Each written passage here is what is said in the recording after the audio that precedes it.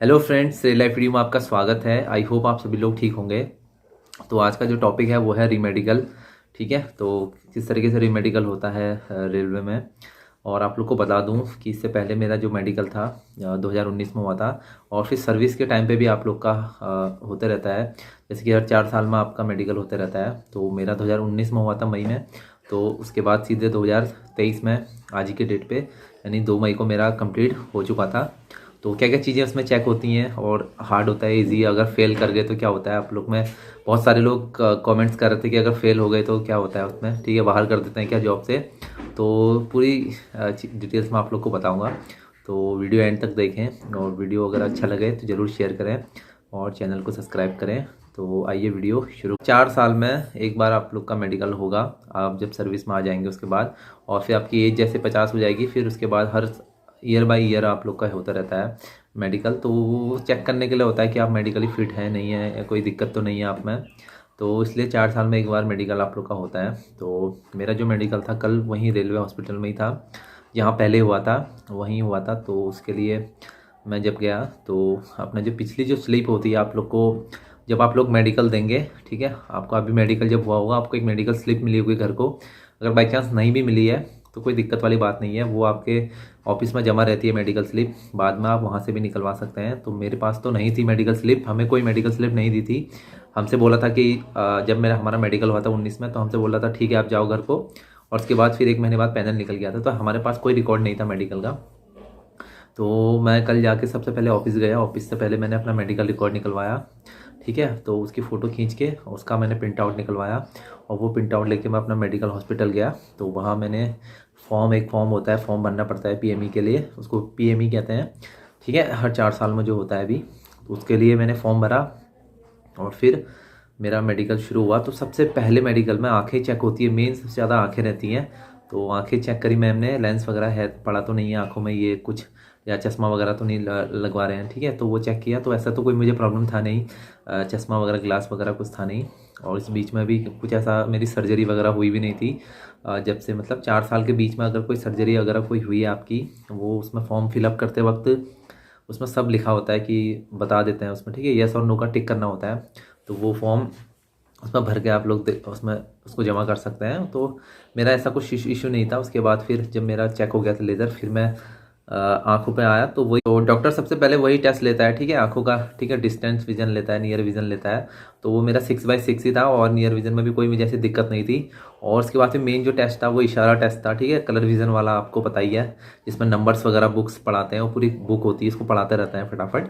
तो उसमें भी कोई दिक्कत नहीं थी, क्योंकि वो तो इससे पिछले बार में भी क्लियर था मेरा, और पढ़ने में ऐसी कोई दिक्कत थी नहीं। तो वो भी क्लियर हो गया था। उसके बाद लाइट टेस्ट लिया, वो लाइट वगैरह दिखाते हैं, ठीक है, कम ज़्यादा करके लाइट दिखाते हैं, वो लिया।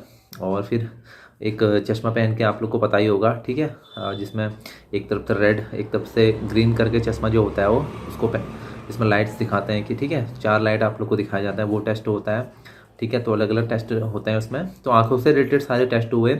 और यूरिन टेस्ट नहीं हुआ, क्योंकि यूरिन टेस्ट 30+ वालों के लिए होता है। तो अभी मेरा वो यूरिन टेस्ट नहीं हुआ, और एक्सरे वगैरह भी नहीं हुआ, और किसी तरीके से ईसीजी वगैरह का भी कुछ ऐसा कोई टेस्ट नहीं हुआ। सिर्फ आंखों से रिलेटेड टेस्ट हुए, और उसके बाद कोई ऐसा टेस्ट मेरा नहीं हुआ मेजर टेस्ट। ना ही घुटने चेक करे, ना टेस्टिस वगैरह चेक करी, ठीक है, और ना ही कोई ऐसा बॉडी पार्ट्स या कुछ चेक हुआ। तो मतलब शुरू में ही चेक हो गया था, ठीक है, सारी चीज़ें। तो उसके बाद उन्होंने चेक नहीं किया, पाइल्स वगैरह कोई चेक नहीं हुआ, ठीक है। तो बाकी हाथ वगैरह, पाँव वगैरह, फुट, ये फ्लैट फुट वगैरह कुछ भी चेक नहीं हुआ। मेन सिर्फ आंखें चेक हुई। उसके बाद फिर बैठा दिया था मैं बाहर को। और उसके बाद शाम को 3:30 बजे बुलाया वापस से। फिर हमें 3:30 बजे साइन वाइन करवा के हमें मेडिकल फिट्स जो होती है, स्लिप होती है, वो दे दी। और फिर शाम को मैं गाड़ी पकड़ के आराम से आ गया था। तो ऐसी कोई मुझे तो कोई दिक्कत नहीं लगी। लेकिन हाँ, अगर आप लोग वो मेडिकल टेस्ट फेल करते हैं, बहुत से कर भी जाते हैं, तो अगर आप मेडिकल टेस्ट फेल कर जाते हैं तो क्या होता है कि आपको जो मेडिकल स्टैंडर्ड आपको डॉक्टर लिख के देगा, आपको उस मेडिकल स्टैंडर्ड की फिर क्या होता है, आपके जिस ग्रेड में आप हैं उस ग्रेड में आप लोग को दूसरी पोस्ट दी जाती है, ठीक है। जैसे मान लीजिए आपको कहीं कहीं मान लीजिए डीआरएम ऑफिस में मान लीजिए आपको अटेंडेंस की जॉब दे देंगे। मान लीजिए आप ट्रैक मेंटेनर थे, ट्रैक मेंटेनर से आप नहीं कर पा रहे हैं मेडिकल क्लियर, तो आपको दूसरी पोस्ट कोई दे देंगे, यानी चौकीदार बना देंगे, या कुछ दूसरी जगह पोस्ट दे देंगे आपके ग्रेड के हिसाब से, ठीक है। ऐसा तो नहीं है कि आप अब आपको कुछ और बना देंगे या आपकी पोस्ट से ऊपर की पोस्ट दे देंगे, ऐसा नहीं है। ठीक है, अगर आप फेल कर जाते हैं तो आपको कोई दूसरी पोस्ट मिलता है, लेकिन उसमें काफ़ी ज़्यादा टाइम लगता है। ठीक है, ऐसा नहीं कि आपको डॉक्टर ने लिख के दे दिया अभी, आपको दूसरे दिन दूसरी पोस्ट दे दी, तो उसमें थोड़ा वक्त लगता है उस चीज़ में और प्रोसेस होती है। ठीक है, मेडिकल डॉक्टर जब लिख के देता है कि मतलब उसमें हुआ है, बहुत सारे लोग मेडिकल अनफिट हो जाते हैं तो उनकी दूसरी पोस्ट उनको दे दी जाती है। ऐसा नहीं है कि बाहर कर दिया जाता है, तो दूसरे कोई पोस्ट अलॉट कर दी जाती है उनको, या कहीं पर पियोन वगैरह की पोस्ट। ठीक है, उनके ग्रेड पे के हिसाब से ही उनको कुछ कुछ ना कुछ दिया जाता है, क्लर्क बना दिए जाते हैं ऑफिस में, क्लर्क कुछ क्लर्क बन जाते हैं। ठीक है, ऐसी टाइप की पोस्ट उनको दी जाती है उनके ग्रेड के हिसाब से।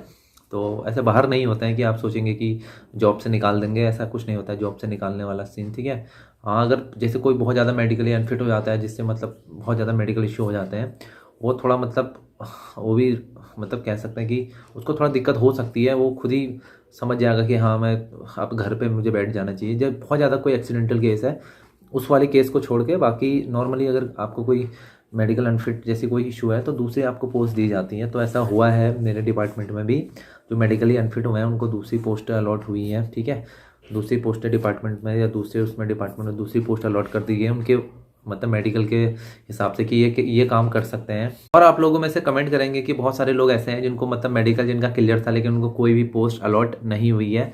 ऐसे भी लोग कमेंट्स करें आप लोगों में। ठीक है, ठीक है, ऐसे लोग का एक ग्रुप बनाते हैं। ठीक है, देखते हैं उनके क्या हो सकता है, उनके लिए ट्वीट वगैरह कर सकते हैं। ठीक है, बहुत अभी जिन दिल्ली में तो मैं देख रहा था।